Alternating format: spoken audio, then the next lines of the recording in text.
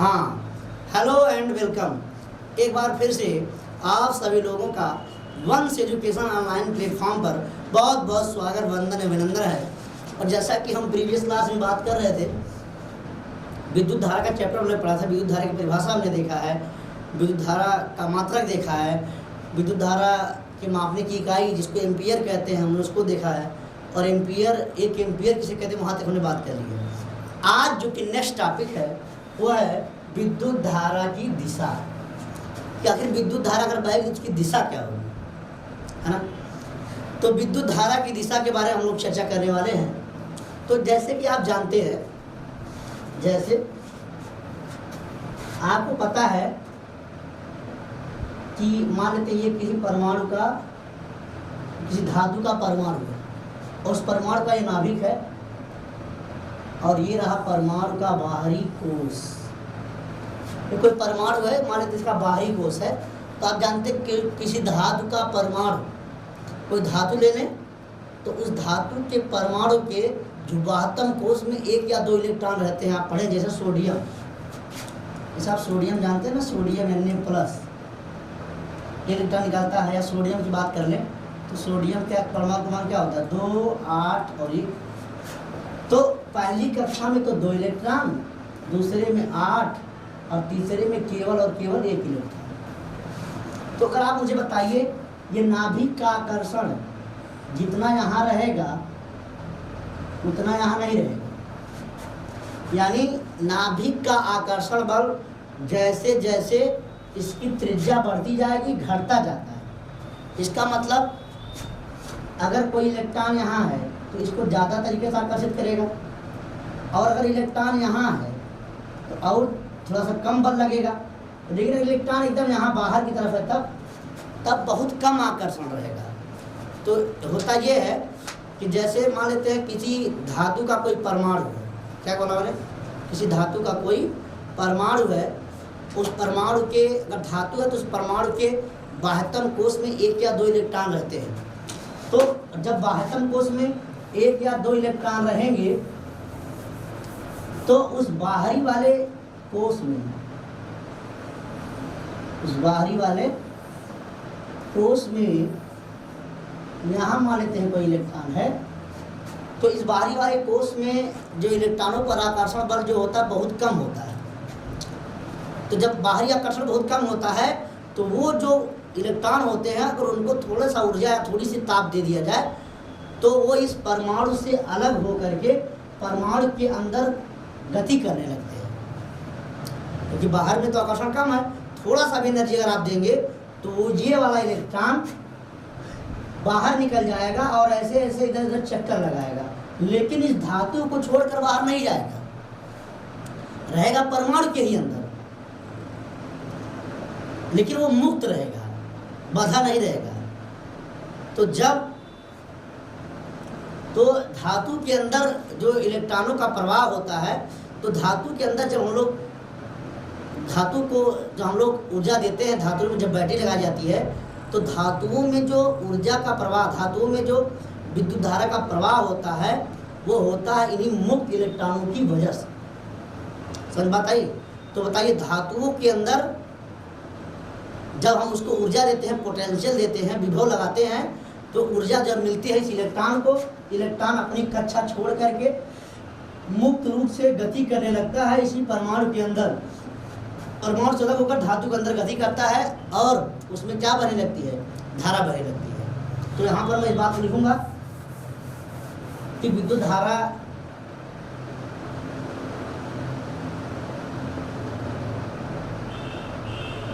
तो विद्युत धारा की दिशा की बात कर रहे हैं हम लोग। विद्युत धारा की दिशा क्या होती है, तो वही बात मैं आपसे कर रहा था। तो किसी भी चालक में जो धारा का प्रवाह होता है वो कैसे होता है, मुक्त इलेक्ट्रॉनों की वजह से होता है। यही मैं आपसे समझा। लिखते हैं बात को, लिखते हैं, चालक में विद्युत धारा का प्रवाह मुक्त इलेक्ट्रॉनों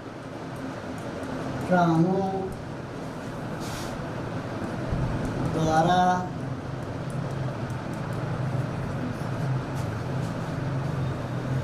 और मुक्त इलेक्ट्रॉन द्वारा होता है। लेकिन अब सपोज करते हैं कि ये कोई तार है, क्या है, क्योंकि तार जो होता है वो बेलनाकार, उसका जो ये अनुप्रस्थ काट जो होती है वो बेलनाकार होती है, और ये आप देखो बेलनाकार तार ऐसे लंबा होगा, तो मानते हैं कोई तार है, क्या है, कोई तार है, और इसमें ये इलेक्ट्रॉन है, क्या है, इलेक्ट्रॉन है, और इलेक्ट्रॉन इधर गति कर रहा है, इधर गति कर रहा है,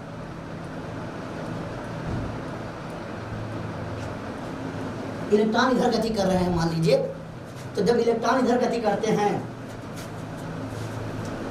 तो इलेक्ट्रॉन इधर गति करते हैं तो ये इलेक्ट्रॉनों की दिशा, इलेक्ट्रॉनों की वो इधर है, इलेक्ट्रॉनों की दिशा इधर से इधर इलेक्ट्रॉन जा रहे हैं, तो जो विद्युत धारा की दिशा होगी वो इधर होगी, ये होगी बेटा विद्युत धारा की दिशा। तो मैं ये कह रहा हूं कि जो किसी धातु के अंदर जो विद्युत धारा की जो दिशा होती है वो इलेक्ट्रॉनों के प्रवाह के विपरीत दिशा में होती है। देखिए इलेक्ट्रॉन इधर जा रहे हैं तो विद्युत धारा इधर जा रही है, समझ आ रहा है ना। लेकिन ये तब पता चला जब इलेक्ट्रॉनों की खोज हुई। अच्छा, जब इलेक्ट्रॉनों की खोज नहीं हुई थी, जब इलेक्ट्रॉनों की खोज हो गई तो इलेक्ट्रॉन अगर इधर जा रहे हैं तो धारा हमारी इधर जाएगी, यानी धारा और इलेक्ट्रॉनों की दिशा दोनों विपरीत होती है, समझा रहा ना। लेकिन जब इलेक्ट्रॉनों की खोज नहीं हुई थी तब जो है जो धनावेश की दिशा होती थी उसी धनावेश की दिशा को ही विद्युत धारा की दिशा मानते थे। यानी जब इलेक्ट्रॉन की खोज नहीं हुई थी तो ये माना जाता था कि जिधर प्लस आवेश बहेगा, जिधर धनावेश प्रवाहित होता है उधर ही करंट प्रवाहित होती। तो मैंने क्या बताया आपको विद्युत धारा की दिशा के बारे में, क्या बताया कि जो विद्युत धारा की दिशा होती है किसी धातु के अंदर वो इलेक्ट्रॉनों के प्रवाह के विपरीत दिशा में या धनावेशों की प्रवाह की दिशा में होता है। लिखते हैं इस बात को, लिखते हैं किसी चालक में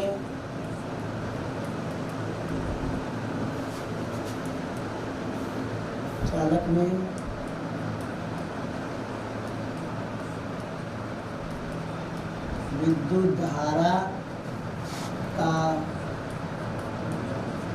प्रवाह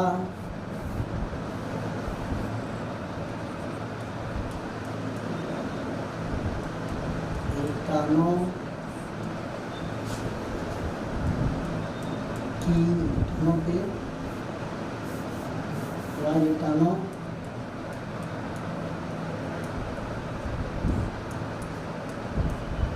के प्रवाह के विपरीत दिशा में होता है अथवा दिशा में होता, अथवा अगर ये नहीं होगा तब मैं लिखेंगे अथवा अथवा अथवा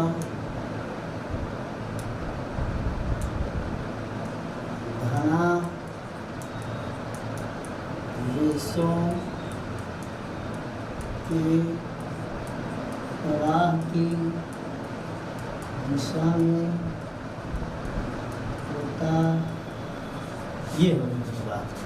तो मैंने कहा किसी चालक में विद्युत धारा की जो दिशा होगी वो या तो इलेक्ट्रॉनों के प्रवाह के विपरीत दिशा में होगी या धनावेशों के प्रवाह की दिशा में होगी। समझा गई बात ना। अब दूसरी बात इसी में,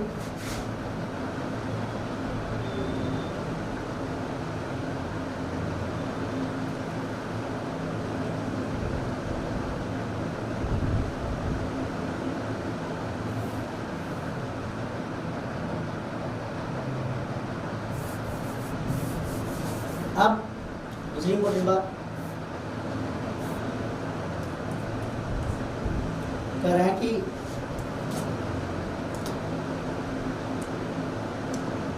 यदि किसी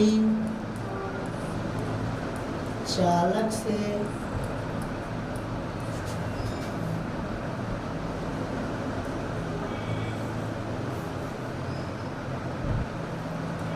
टी सेकंड में यन आवेश में किसी चालक से टी सेकंड में यन आवेश प्रवाहित हों तो चालक में बहने वाली धारा बराबर, तो हम जानते हैं, क्या जानते हैं हम लोग, क्योंकि हम जानते हैं Q बराबर क्या होता है या I बराबर, हम क्या जानते हैं बताइए, I बराबर Q बटा T, परंतु अच्छा Q बराबर क्या पढ़ाया था मैं आपको, या नहीं, है ना, इसलिए I बराबर Q की जगह क्या रख दें, NE बटा T। तो यदि किसी चालक से यन इलेक्ट्रॉन एक सेकंड में प्रवाहित हो तो उसमें बहने वाली जो धारा की मात्रा होती है वो I बराबर होता है NE बटा T। बस इतनी बात हो गई। अब जो दूसरी इंपॉर्टेंट बात है, विद्युत धारा का मापन कैसे करते हैं। तो किसी चालक में जो विद्युत धारा का मापन अगर आपको करना है, मान लीजिए किसी परिपथ, ये एक परिपथ बन रखा है, ये क्या है बेटा, ये बता दीजिए, ये है एक विद्युत, करें किसी चालक में अगर विद्युत, कोई चालक है यानी ये विद्युत परिपथ है, अगर इसमें विद्युत प्रवाहित हो रही है, ये एक चालक है या एक विद्युत परिपथ है, इस परिपथ में अगर विद्युत धारा प्रवाहित हो रही है तो उस विद्युत धारा को मापना अगर आप चाहते हैं तो किस यंत्र से मापेंगे। तो विद्युत धारा को मापने के लिए एक यंत्र लगा होता है जिसको हम लोग कहते हैं अमीटर। क्या कहते हैं, घर में भी आप देखे होंगे अमीटर लगा होता है, जहाँ बोर्ड लगा होता है वहीं पर अमीटर लगा होता है। तो बोर्ड के अंदर, बोर्ड के पास अमीटर लगा होता है। गाँव में लोग कहते हैं मीटर लगा है, मीटर चेकिंग हो रहा है, मीटर, मीटर नहीं बेटा, उसका शुद्ध नाम है अमीटर। क्या होता है, तो यहाँ लिखते हैं हम लोग कि विद्युत धारा का मापन, विद्युत धारा का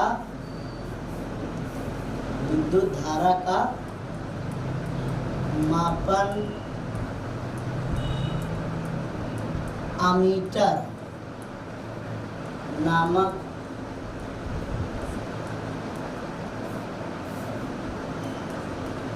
उपकरण से की जाती। पहले तो ये होता है कि विद्युत धारा का जो मापन है वो अमीटर नामक उपकरण से की जाती है। तो अमीटर ये है, ये रहा अमीटर बाबू, जिसका प्लस सिरा, ये क्या है बेटा, ये है सेल, सेल का ये प्लस ये माइनस। तो सेल के प्लस वाले से अमीटर का प्लस वाला और माइनस वाले से अमीटर का माइनस वाला, ठीक है। और ये प्रतिरोध है, और ये रही कुंजी। क्या है बेटा, ये है कुंजी, जिसको हम लोग क्या कहते हैं, स्विच। तो अभी ये ऑफ है, अभी ये करंट नहीं जा रही है, अभी ये ऑफ है। तो देखते हैं इस बात को, जिसे परिपथ में प्रतिरोध के श्रेणी क्रम में जोड़ा जाता है। इसको श्रेणी क्रम में जोड़ते हैं, जहां प्रतिरोध लगा उसी के साथ श्रेणी क्रम में। देखिए ये डायरेक्टली जाके जुड़ा है, इसलिए श्रेणी क्रम में। तो जब जब बैटरी लगाते हैं और ये ऐसे बीच में जब डार्क करते हैं, ये अब हो गया ऑन। जैसे ये ऑन हो जाएगा तो करंट, यहाँ से करंट निकलेगी और इधर से होते हुए अमीटर में जैसे जाएगी, पहले ये पाठ्यांक सीधा रहता है। जैसे करंट देखेगा, जब करंट मिलेगा इसको, तो ये जो पाठ्यांक है वैसे हल्का सा घूम जाएगा। तो ये घूम करके धारा का मान तुरंत शो करेगा, धारा बह रही है इसमें। जब तिरछी हो जाती है तो धारा समझ लीजिए बहती है। तो इधर से करंट होते हुए फिर यहाँ से फिर जाके बैटरी में वापस चली जाती है। तो इस तरीके से विद्युत परिपथ में अमीटर को शरीर क्रम में जोड़ते हैं और अमीटर नामक यंत्र से विद्युत धारा का मापन किया जाता है।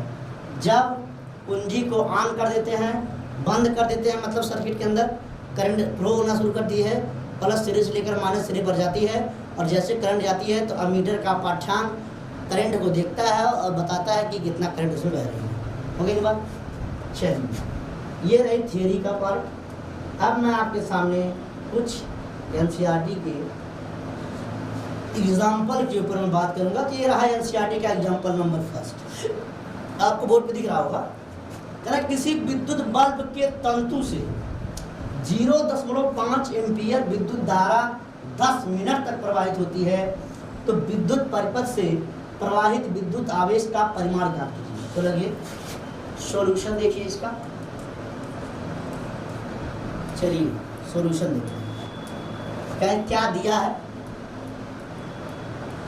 दिया है, क्या दिया है? दिया है I बराबर 0.5 एम्पियर। I बराबर क्या दिया? 0.5 एम्पियर। और T बराबर क्या दिया है? T बराबर दिया बेटा 10 मिनट। और इस 10 मिनट को सेकेंड में बदल लीजिए तो 10 × 60 सेकेंड। इसका मतलब T बराबर क्या हो जाएगा? 600 सेकेंड। क्या निकालना है बताइए? ज्ञात क्या करना है? यानी एरिया, और कह रहे हैं Q बराबर वाट। लिखेंगे चूंकि I बराबर क्या होता है बताइए? Q बटा T। तो Q बराबर क्या हो जाएगा? I × T। तो Q बराबर क्या हो जाएगा? यहाँ से I का मान है 0.5, T का मान कितना? 600। तो अब 600, तो Q बराबर क्या आ जाएगा बताइए? तो हो जाएगा, ये गुणा कर लीजिए। तो जब गुणा करेंगे तो हो जाएगा 6 × 5 = 30। देख लीजिए एक बार, 6 × 5 = 30 और डबल 0 हो जाएगा। देखिए 5 0 0 5 0 0 5 × 30, ये 3 और एक अंक 10 लगा दीजिए, ये रहा। तो मिला जुला के 300 कूलम, ये आपका हो गया आंसर। यानी कितने कूलम आवेश आएंगे? तो 300 कूलम इसका राइट आंसर है। तो उम्मीद करते हैं सवाल आपको समझ में आया होगा। एक और सवाल, तांबे के एक तार से होकर 5.0 × 10⁻18 मुक्त इलेक्ट्रॉन प्रति सेकंड प्रवाहित हो रहे हैं, तो चालक में धारा का मान ज्ञात कीजिए। आइए सॉल्यूशन देखें। क्या दिया है? n का मान दिया है 5.0 10⁻18 इलेक्ट्रॉन। अच्छा, इतना ये इलेक्ट्रॉन बराबर दिया, इलेक्ट्रॉन दिया, और T बराबर दिया है 1 सेकेंड, है ना? तो I बराबर क्या होता है बताइए? I बराबर होता है Q बटा T, और तथा Q बराबर क्या होता है बताइए बेटा? n उड़ेगी, इसलिए I बराबर क्या, अभी मैं लास्ट में पढ़ा के आया हूँ, I बराबर क्या हो जाता है? I बराबर हो जाएगा n × E बटा T। अब सबका मान रख दीजिए। तो n का मान है 5.0 10 की पावर 18 गुणे ई का मान कितना होता है? ई है इलेक्ट्रॉन पर आवेश, कितना होता है? 1.6 गुणे 10 की पावर -19 कूलाम। और टी का मान कितना बता दीजिए? टी का मान एक हो गया। तो चलिए सॉल्व करते हैं। तो आई बराबर क्या हो जाएगा? गुणा करिए तो हो जाएगा 16 पच्चे 80। देखिए इधर 16 पच्चे 80 तो हो जाएगा 8 गुणे, अच्छा 10, यहाँ 10 की घात 18 और यहाँ 19, एक घात कम यानी -1। आई बराबर हो जाएगा 8/10, ये -1 ऊपर आएगा नीचे हो जाएगा। आई बराबर हो जाएगा 0.8 एम्पियर। आपका जवाब आंसर। तो चलिए ये आपका मैंने आपके सामने 2 न्यूमेरिकल रखने का प्रयास किया है, तो ये हमने रख दिया है। अच्छा तो चलिए, तो अगली जो हमारी टॉपिक है बता देते आपको, वो है विद्युत विभव तथा विभवांतर। तो अब हम नेक्स्ट टॉपिक में आपसे मिलेंगे, जो कि नेक्स्ट टॉपिक हमारा है विद्युत विभव तथा विभवांतर। तो इस पर हम चर्चा करेंगे नेक्स्ट वीडियो में। तब तक के लिए अगर आपको क्लास समझ में आई हो तो क्लास को लाइक करें, शेयर करें, सब्सक्राइब करें, अपने दोस्तों के साथ साझा करें। जब तक नेक्स्ट मुलाकात नहीं होती है तब तक बहुत बहुत धन्यवाद, बहुत बहुत शुक्रिया।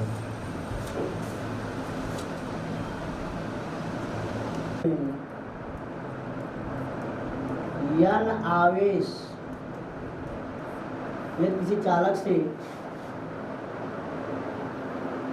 t सेकेंड में यन आवेश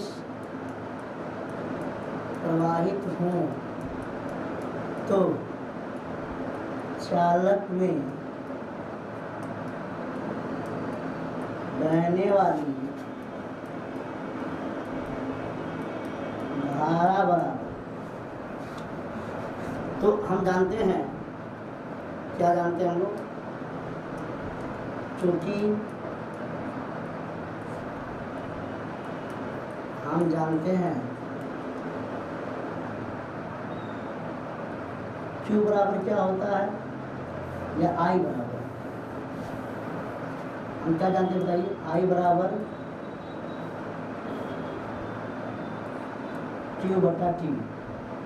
परंतु अच्छा Q बराबर क्या पढ़ाया था मैं आपको? NE है ना, इसलिए I बराबर Q की जगह क्या रख दें? NE/T। तो यदि किसी चालक से यदि इलेक्ट्रॉन 1 सेकेंड में प्रवाहित हो तो उसमें बहने वाली जो धारा की मात्रा होती है वो I बराबर होता है NE/T।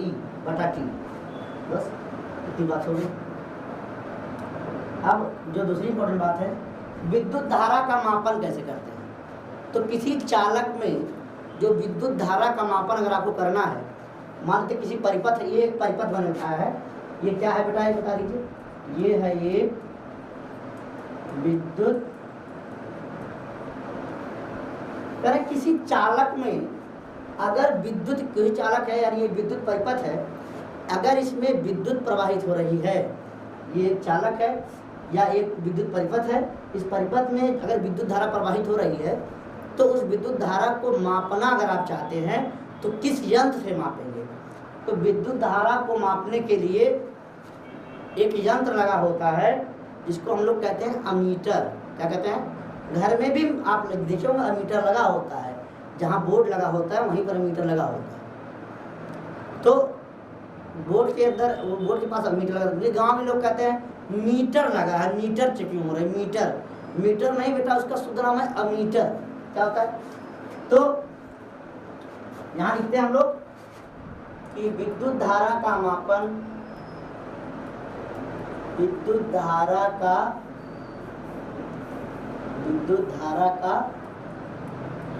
मापन अमीटर नामक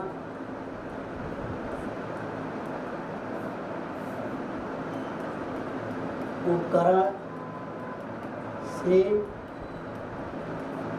की जाती। पहले तो ये होता है कि विद्युत धारा का जो मापन है वो अमीटर नामक उपकरण से की जाती है। तो अमीटर ये है, ये रहा अमीटर बाबू, जिसका प्लस सिरा ये क्या है बेटा, ये है सेल, सेल का ये प्लस ये माइनस। तो सेल के प्लस वाले से अमीटर का प्लस वाला और माइनस वाले से अमीटर का माइनस वाला, ठीक है। और ये प्रतिरोध है, और ये रही कुंजी, क्या है बेटा, ये है कुंजी, जिसको हम लोग क्या कहते हैं, स्विच। तो अभी ये ऑफ है, अभी ये करंट नहीं जा रही है, अभी ये ऑफ है। तो देखते हैं इस बात को, जिसे परिपथ में प्रतिरोध के श्रेणी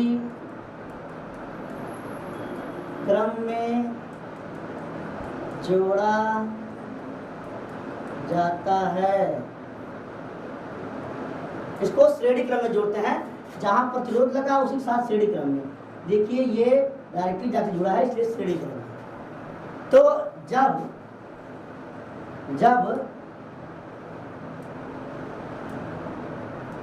बैटरी लगाते हैं और ये ऐसे बीच में जब डार्क कर देते हैं, ये अब हो गया ऑन। जैसे ये ऑन हो जाएगा तो करंट, यहाँ से करंट निकलेगी और इधर से होते हुए अमीटर में जैसे जाएगी, पहले ये पाठ्यांक सीधा रहता है। जैसे करंट देखेगा, जब करंट मिलेगा इसको, तो ये जो पाठ्यांक है वैसे हल्का सा घूम जाएगा। तो ये घूम करके धारा का मान तुरंत शो करेगा, धारा बह रही है इसमें। जब तिरछी हो जाती है तो धारा समझ लीजिए बहती है। तो इधर से करंट होते हुए फिर यहाँ से फिर जाके बैटरी में वापस चली जाती है। तो इस तरीके से विद्युत परिपथ में अमीटर को श्रेणी क्रम में जोड़ते हैं और अमीटर नामक यंत्र से विद्युत धारा का मापन किया जाता है। जब कुंजी को ऑन कर देते हैं, बंद कर देते हैं, मतलब सर्किट के अंदर करंट फ्लो होना शुरू करती है, प्लस सिरे से लेकर माइनस सिरे पर जाती है, और जैसे करंट जाती है तो अमीटर का पाठ्यांक करंट को देखता है और बताता है कि कितना करंट उसमें बह रही है। हो गई बात। चलिए, ये रही थियोरी का पार्ट। अब मैं आपके सामने कुछ एनसीईआरटी के एग्जाम्पल के ऊपर मैं बात करूंगा। तो ये रहा एनसीईआरटी का एग्जाम्पल नंबर फर्स्ट, आपको बोर्ड पे दिख रहा होगा। किसी विद्युत बल्ब के तंतु से 0.5 एम्पीयर विद्युत धारा 10 मिनट तक प्रवाहित होती है। तो विद्युत परिपथ से प्रवाहित विद्युत आवेश का परिमाण ज्ञात कीजिए। तो लगे सॉल्यूशन देखिए इसका। चलिए सॉल्यूशन देखते हैं। क्या दिया है, क्या दिया है I बराबर 0.5 एम्पियर। I बराबर क्या दिया है, 0.5 एम्पियर। और T बराबर क्या दिया है, T बराबर दिया बेटा 10 मिनट। और इस 10 मिनट को सेकेंड में बदल लीजिए, तो 10 × 60 सेकेंड। इसका मतलब T बराबर क्या हो जाएगा, 600 सेकेंड। क्या निकालना है बताइए, ज्ञात क्या करना है, यानी एरिया। और कह रहे हैं Q बराबर वाट। लिखेंगे चूंकि I बराबर क्या होता है बताइए, Q/T। तो Q बराबर क्या हो जाएगा, I × T। तो Q बराबर क्या हो जाएगा, यहाँ से I का मान है 0.5 × T का मान कितना, 600। तो अब 600 तो Q बराबर क्या आ जाएगा बताइए। तो हो जाएगा, ये गुणा कर लीजिए, तो जब गुणा करेंगे तो हो जाएगा 6 5 30। देख लीजिए एक बार, 6 5 30 और डबल 0 हो जाएगा। देखिए 5 0 0 5 0 0 5 31, ये 3 और एक करके 10 लगा दीजिए, ये रहा। तो मिला जुला के 300 कूलाम, ये आपका हो गया आंसर। यानी कितने कूलाम आवेश आएंगे, तो 300 कूलाम इसका राइट आंसर है। उम्मीद करते हैं सवाल आपको समझ में आया होगा। एक और सवाल, तांबे के एक तार से होकर 5.0 × 10⁸ मुक्त इलेक्ट्रॉन प्रति सेकंड प्रवाहित हो रहे हैं, तो चालक में धारा का मान ज्ञात कीजिए। आइए सॉल्यूशन देखें, क्या दिया है, n का मान दिया है 5.0 10⁸ इलेक्ट्रॉन। अच्छा, इतना ये इलेक्ट्रॉन बराबर दिया, इलेक्ट्रॉन दिया, और t बराबर दिया है 1 सेकेंड, है ना। तो I बराबर क्या होता है बताइए, I बराबर होता है Q/T, और तथा Q बराबर क्या होता है बताइए बेटा, यह नहीं उड़ेगी, इसलिए I बराबर क्या, अभी मैं लास्ट में पढ़ा के आया हूँ, I बराबर क्या हो जाता है, I बराबर हो जाएगा N × E/T। अब सबका मान रख दीजिए, तो N का मान है 5.0 10⁸ गुणे E का मान कितना होता है, E है इलेक्ट्रॉन पर आवेश, कितना होता है 1.6 × 10⁻⁻19 कूलाम, और T का मान कितना बता दीजिए, T का मान 1 हो गया। तो चलिए सॉल्व करते हैं। तो I बराबर क्या हो जाएगा, गुणा करिए, तो हो जाएगा 16 5 80। देखिए इधर 16 5 80, तो हो जाएगा 8 गुणे, अच्छा 10, यहाँ 10 की घात 18 और यहाँ 19, एक घात कम यानी -1। I बराबर हो जाएगा 8/10, ये -1 ऊपर आएगा नीचे हो जाएगा, I बराबर हो जाएगा 0.8 एम्पियर। ये आपका जवाब है, आंसर। तो चलिए, आपका मैंने आपके सामने 2 न्यूमेरिकल रखने का प्रयास किया है, तो ये हमने रख दिया है। अच्छा, तो चलिए, तो अगली जो हमारी टॉपिक है बता देते आपको, वो है विद्युत विभव तथा विभवांतर।